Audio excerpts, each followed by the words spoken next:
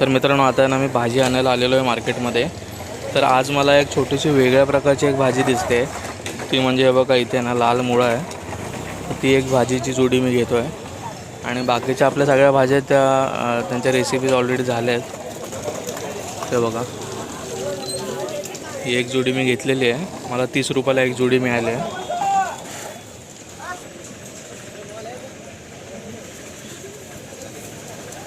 एकदम फ्रेश हिरवीगार. हे बघा, आमच्या ठाणा मार्केट पण बघून घ्या.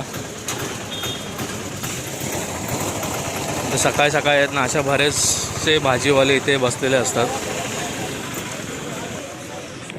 ठाण्याच्या होलसेल मार्केटमध्ये आहे, जिथे मिरचींची दुकानंसुद्धा आहेत, सुक्या मिरच्या वगैरे. चला तर मग मंडळी, थेट भेटूया घरी आणि आपण पाहूया त्या भाजीची रेसिपी. नमस्कार मंडळी, मी प्रमिला पाटील कोल्हापुरी किचनमध्ये अगदी मनापासून स्वागत करीत आहे. तर मंडळी, आज मी तुमच्यासाठी घेऊन आलेले एक सीझनल अशी पालेभाजी, ती म्हणजे लाल मुळा. तर मंडळी, ही जी भाजी आहे ना, हा लाल मुळा आहे बघा. मुळ्यांमध्ये भरपूर सारे प्रकार असतात. सफेद मुळा पण असतो, लाल मुळा पण असतो. आता सफेद मुळ्यांमध्ये पण वेगवेगळे प्रकार असतात. काही छोटे मुळे असतात आणि लांब लांब मुळे असतात. तसंच लाल मुळ्यांमध्ये पण असे काही बुटके मुळे असतात, छोटेसे. हे बघा, काही असे बुटके मुळे असतात, काही असे लांब मुळे असतात. असे अनेक प्रकार असतात. पण ही जी भाजी आहे ना, ती महाराष्ट्रामध्ये महाबळेश्वरमध्ये होते आणि काश्मीरमध्ये होतं. अशी थंड हवेच्या ठिकाणी ही भाजी होते. जे कालावधी असतो ना, तो म्हणजे ही ऑक्टोबरमध्ये लावतात, नाही डिसेंबर जानेवारीमध्ये ही विकायला बाजारात येते. तर या 2 महिन्यामध्ये हे पीक घेतलं जातं. तर त्या पद्धतीची ही भाजी आहे. तर तुम्हाला मी आता कशी साफ करायची, कशी कापायची ते दाखवणार आहे आणि याचे थोडेसे गुणधर्म देखील सांगणार आहे.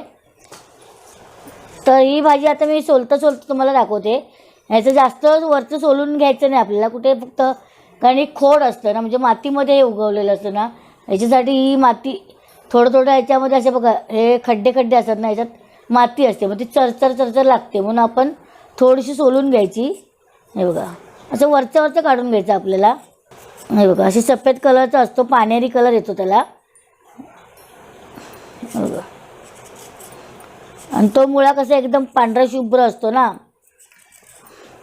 तो मुळा कसा असतो, म्हणजे सफेद जो मुळा असतो ना, तो वर्षाचे 12 महिने तुम्हाला आपला म्हणजे भाजी त्याची उपलब्ध असते. वर्षाचे 12 महिने त्याचं पीक घेतलं जातं. तसं हा मुळा फक्त थंडीमध्येच आपल्याला मिळतो. अशी या पद्धतीने ही भाजीची मुळं अशी काढून घ्यायची, म्हणजे याच्यामध्ये ही जी माती असते ना, ती इथे निघून जाते सगळी. आता मी हे स्वच्छ धुवून घेतलेले आहेत आणि मी सगळे मुळे असे सोलून घेणार नाही, कारण हे आम्हाला स्किन सकटच घ्यायची आहे. त्यामुळे माती मी सगळी अशी घासून घेतलेली आहे बघा. तर तुम्हाला दाखवायसाठी मी कसं सोलून दाखवला, म्हणजे आतून कोणता कलर असतो ते तुम्हाला दाखवण्यासाठी मी सोललं आहे. तर ही अशी बारीक चिरून घेते आणि हा पाला देखील मी घेणार आहे. पाल्यामध्ये पण भरपूर सारे गुणधर्म असतात चांगले. तर याचे औषधी उपयोग म्हणजे काय माहिती का मंडळी, तर हा मुळा खाल्ल्यामुळं काय होतं, डोळ्याच्या आपले त्वचा असते, डोळ्याच्या खाली जी स्किन असते ती काळी पडते बघा. कधी इथून असे काळे डोळे झालेले असतात. काळसरपणा हा कमी होतो आणि कॅन्सरसाठी देखील हा उपयोगी होतो, कारण कॅन्सरच्या ज्या पेशी असतात ना, त्याचं प्रमाण कमी करण्यासाठी ह्या भाजीचा खूप महत्त्वाचा उपयोग होतो आधी. तर ह्या भाजीमध्ये ना विटॅमिन ए, विटॅमिन सी असे भरपूर सारे जीवनसत्व असतात. खनिजे देखील असतात आणि ही जमिनीत असल्यामुळे काय असतं, याच्यामध्ये आयर्न भरपूर असतं. ही भाजी मूळ व्याधीवर भरपूर सारे उपयोग होतो.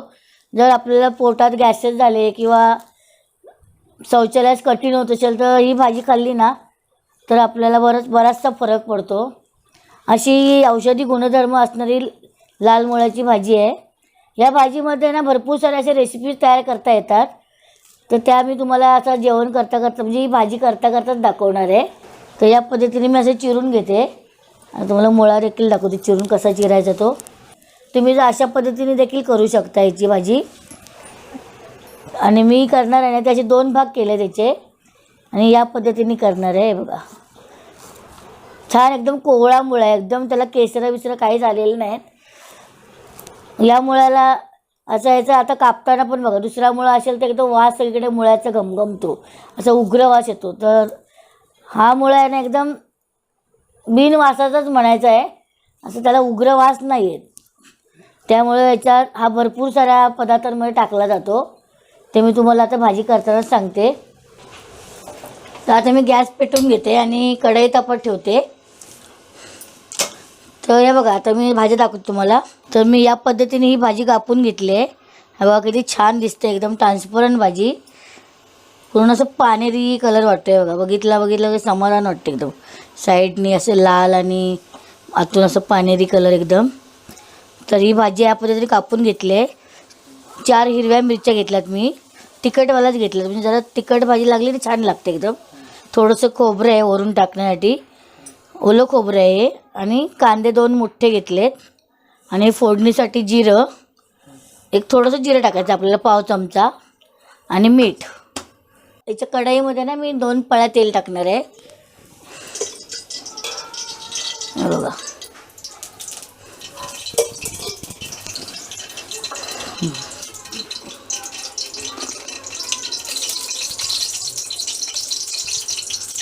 तर बघा मी 1 पाव चमचा जिरं घेतले. हे झाकण्यामध्येच घेते आता. बघा, जिरं छान तडतडलं ना असं, त्यामध्ये आपण मिरची टाकून घ्यायची आहे. हे हिरव्या मिरच्या तिखट घेतल्यात मी.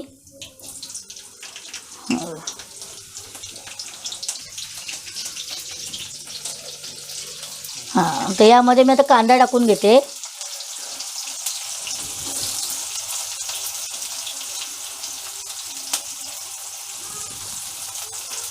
छान कांदा असा परतून घ्यायचा मऊ होईपर्यंत. लाल तांबूस कलर तर नाही झाला तरी चालतो कांदा, पण त्याचा जो कच्चेपणा असतो तो निघून जायला पाहिजे, मग भाजीला चांगली टेस्ट येते. पुन्हा आपण तेल, आता यामध्ये मीठ टाकून घेतो म्हणजे कांदा लगेच नरम होईल. आता 1 चमचा मी मीठ टाकून घेते. आधी थोडं टाकणार, नंतर जर लागलंच ना आपल्याला तर आपण मग थोडी टेस्ट बघून मग टाकू शकतो अजून. त्याचं पाणी ओलं कमी होत जातात ना, मग खारट होतात भाज्या, म्हणून आता आधीच आपण कमी टाकायचं. मऊ झाला आहे बघा कांदा. जास्त असं लालूच करून नाही घ्यायचं एकदम, मग ते दिसायला वेगळं दिसतं. बघा, पालेभाजी टाकणार आहे, पाला टाकणार आहे थोडा, म्हणजे कलरफुल दिसते भाजी बघा, मस्त एकदम.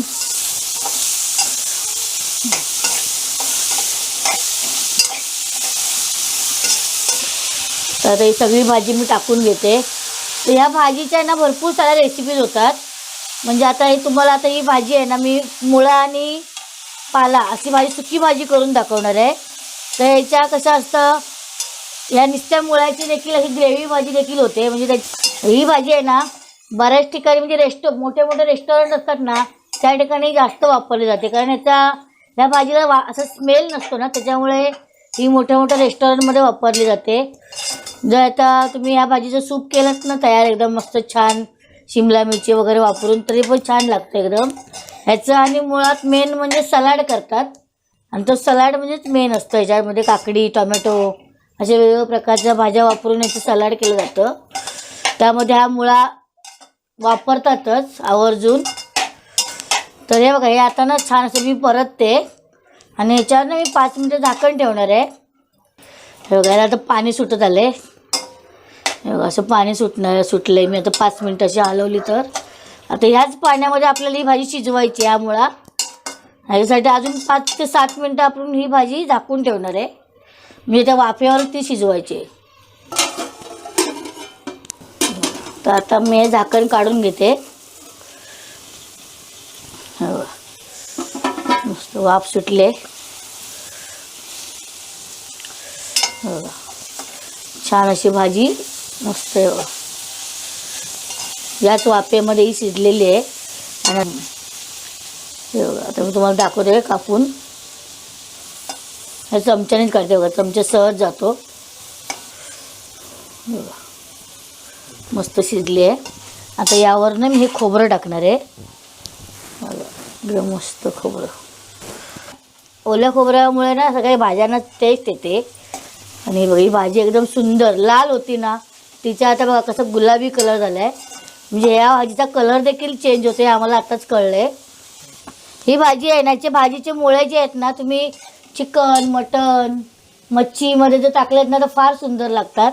तुम्ही एकदा घेऊन टाकूनच बघा, फार म्हणजे फारच सुंदर लागते त्याची भाजी. ही भाजी डिसेंबर ते जानेवारी महिन्यापर्यंत असतेच उपलब्ध. नक्की करून पहा. आणि हे बघा, आता ही भाजी मी गॅस बंद करते. भाजी तयार झालेली आहे पूर्ण. गॅस बंद करून डिश सर्व करते.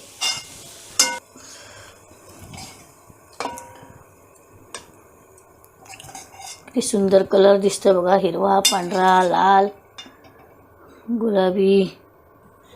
तर मंडळी, वर्षातनं एकदाच येणारी ही औषधाने परिपूर्ण असणारी ही लाल मुळ्याची भाजीची रेसिपी तुम्हाला कशी वाटली हे तुम्ही नक्कीच कमेंट करून सांगा.